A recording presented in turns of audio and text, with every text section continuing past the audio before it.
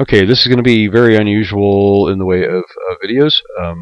I don't have anything actually new to report. I'm basically waiting for the phone to show up before I can get this vast array of other things. It's just, I've got this really tight schedule worked out. As soon as the phone shows up, I can start taking care of it. This is going to be completely different. This is going to be a video about theory rather than what's going on with me. The topic for today is the conflict between agency and patriarchy. And I'm going to demonstrate that not only is there not a conflict, but what feminists are calling patriarchy is actually female agency. And yeah, I'm going to demonstrate it. I'm not just going to talk about it. I'm going to give some examples, and the examples are going to make it possible to see exactly what's really going on in this dynamic. Okay. You come home from work one day and there is a decapitated cat on your front porch and a note says, "I'm going to get you." And you go, "Oh, crap. I must have really pissed somebody off." You have a really serious reason to feel threatened. So you hire a bodyguard and you bring the bodyguard in. The bodyguard says, "Okay, these are my rates. Here is a list of things that will be deal breakers. You would be making my job more difficult for me if you did these, and I will walk on the job. I will just..." You agree, you sign his contract, you pay him, and a week goes by, and Saturday morning comes around, and you decide that you want to go down and get bagels down at the local bagel shop. And he says, "Where the hell do you think you're going?" And you tell him, "Well, it's Saturday. Every Saturday I go down to the bagel shop and I get a couple of bagels, 9 o'clock.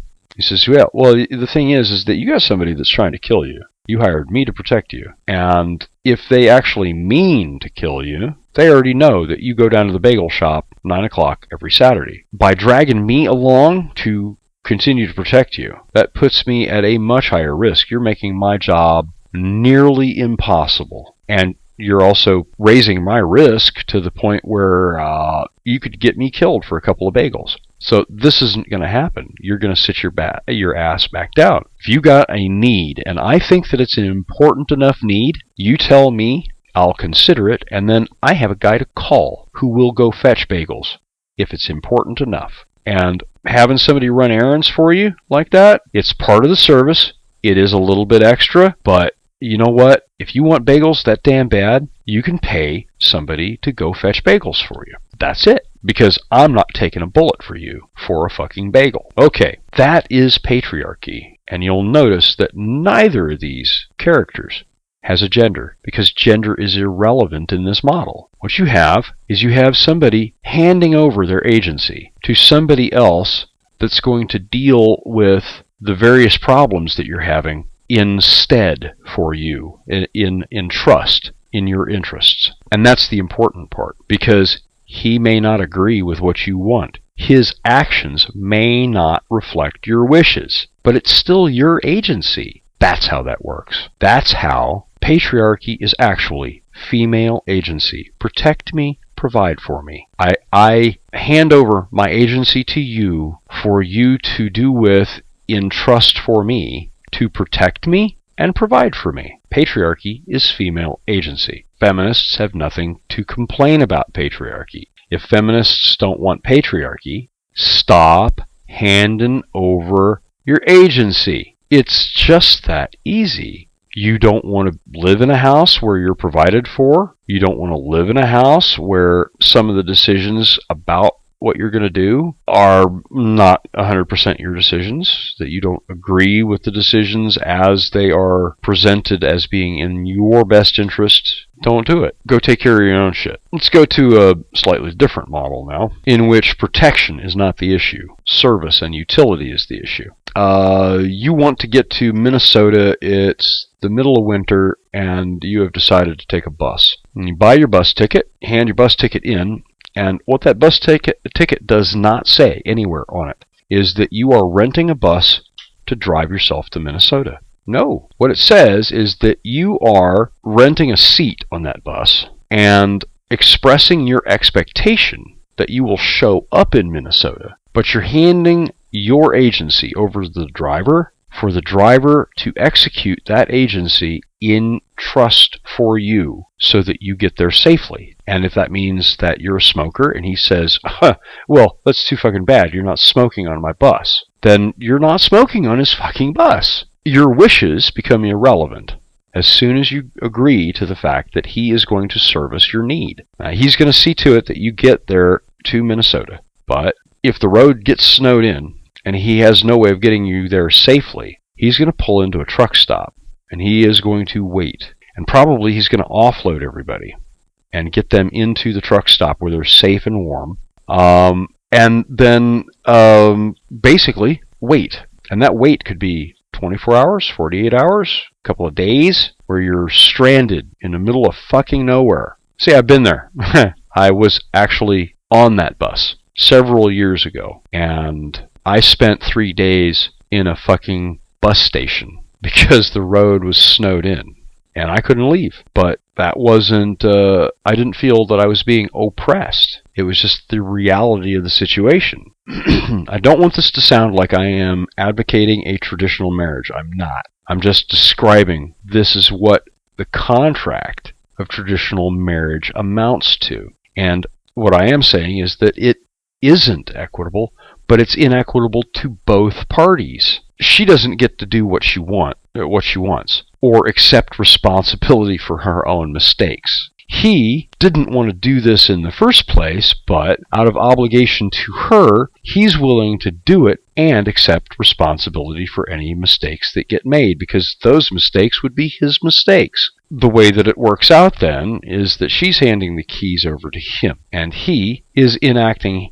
her agency through his proxy. And he doesn't have any reason to do all of that. There's absolutely no reason other than the contract between them. And with the contract between them, that is the only thing that would motivate him to do it. So, eliminate that contract. He goes off and does what he wants to do. She goes off and does what she wants to do. If they happen to want to do the same things, and they happen to want to do them together, then bully for them. So long as each of them is there separately, they can be each there together, but not where either of them is running the other, not making decisions for the other one. That is the only way that an equitable relationship will work. Yeah, there is some definite room for both compassion and abuse of that type of contract. And at the same time, while there is potential for gain or, for exploit of that type of contract, there is also the potential for gain or exploit of a traditional contract. And that's what we're seeing. Just by the ton, we're seeing the exploitation of the traditional contract burying men, because they're being held responsible for all of the responsibilities even after they are sent about their merry way. If you want something separate, if you want your agency back, that's cool. Take the responsibilities that go with that agency. Okay, so some things have changed since the two of you met? Okay, well, you'll have to work out a compromise, because it's not equitable to just say, well, I'll take the assets and you take the liabilities, and you have to cover my problem for me. Basically, that's completely out of the question. That's totally not equitable. So, really, what's going on here is both sides have responsibilities. Both sides have agency, and depending upon what the contract is between them, certain elements of agency are suspended for one or the other, or turned over to the other. You don't, in fact, get complete agency in a relationship. I mean, you could have a relationship in which you decide that you mutually enjoy sex with each other. That does not mean that if one of you is in the mood, that automatically means that the other one is going to be in the mood. That's unreasonable. So it isn't a burden on one or the other party, really, is it? To say, well, both of us have this same issue. Both of us have restrictions on our agency, but I'm the one that suffers for it. Where I have this lack of agency now, because decisions are made for me under specific circumstances. That's oppressive to me, but it's not oppressive to him or her that agency is sacrificed in the contract in order to buy execution of that agency through the other person's responsibility. The other person has to adopt that responsibility. All of that shit needs to stop. It's all destructive. It's destructive to both genders. We don't need to have crazy people on either side of this raging about how this is more inequitable for one side or the other, because there's plenty of inequity here to go around. Currently, the most devastating variety of inequity is the financial inequity. And the financial inequity here is actually kind of severe. So if the feminists want actual equality, they need to start working towards actually being equally responsible and not turning over their agency. Nobody can take your agency away from you. You have to consign it to somebody. You have to hand your agency over. Just like the bus driver, just like the bodyguard. If you don't, they're a complete stranger to you. They have no interest in seeing to it that you make good decisions. And they won't make your decisions for you at that point. So men have got to stop offering. And women have got to stop expecting. And men had better start taking the responsibility for not getting themselves stuck in a financial obligation that they're not legally allowed to leave after she breaks the rules. See, that's what makes this an inequitable contract. She breaks the rules, she leaves, she gets 100% of her agency back, and you still have to support her ass. So you're still stuck with the obligation. And she can go and fuck everything up, and you're still responsible. That, ladies and gentlemen, is why there is no conflict between female agency and patriarchy. Patriarchy is in fact female agency in disguise, and we have to stop providing them with that service. Now all you have to do is take into consideration the scenario where there was no decapitated cat and note on the front porch, and suddenly it doesn't even make sense for the bodyguard to be there. Why is he there? That is what the feminist threat narrative is about. It's a story about finding the dead cat on the front porch with the note and artificial reasons to be afraid. If you look at it all in that context, it becomes very, very simple to see that the feminist threat narrative is nothing but a manipulation of the obligations that men inherit, that they are indoctrinated with from their childhood.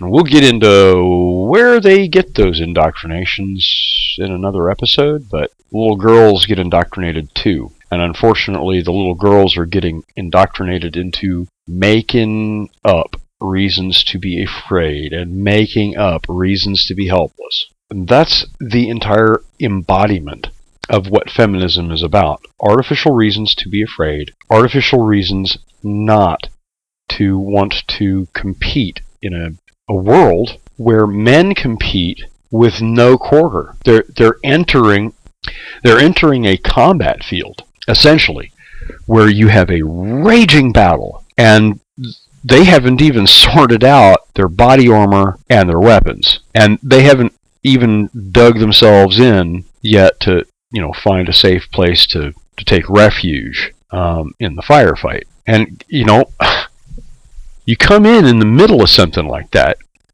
you can expect to have to catch up. But no, that's too difficult. Yeah, ladies, it is too difficult. We do it every day, and nobody listens to us if we complain, and so we don't complain. That's what that's about. I'll see you in a future episode. That's all for me for now.